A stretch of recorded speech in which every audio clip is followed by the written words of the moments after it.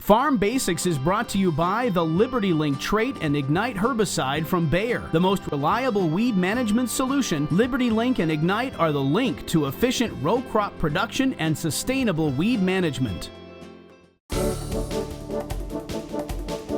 During our Farm Basics time today, we're going to answer the question, when is it the right time to plant your crop? We're outside, it's warm, it's spring.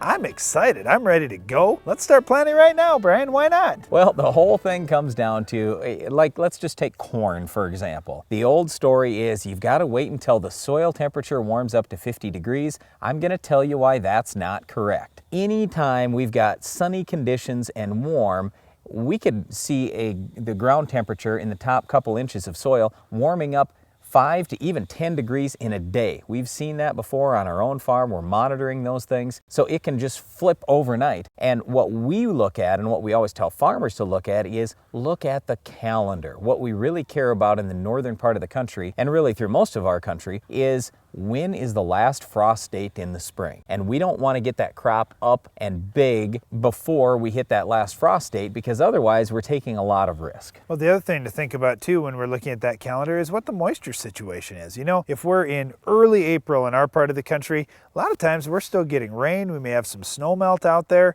And so we've got to watch ourselves. If we've got a lot of moisture happening in our area, we may delay our planting a little bit until the soil conditions are just right. If the soil is too wet, we just have trouble opening up a furrow, and when we drop the seed in, sometimes we can seal that furrow off, or we can pack the sides so our root system can't expand the way it needs to, and we have poor growth. By just waiting a few days, as Brian mentioned, hey, that sun's pretty powerful now. We get some warm conditions, we get some sunny days, all of a sudden that soil, the moisture condition could be just right, where we have maybe 25% water in the soil rather than about 50% soil, 50% water. That's not the situation you want to try and plant into. Well, the other thing that we'll take a look at on our own farm is, when does crop insurance say we can plant? So for example, here in our area, we can start planting corn April 10th and crop insurance will cover us then. We can start planting soybeans April 25th. Crop insurance will cover us then. Now, the reason why crop insurance says it's okay to plant then is they've run the numbers. In fact, they've run a lot more numbers than we have. They have to know the numbers. They've got a lot of dollars at stake across this whole region. So they know when that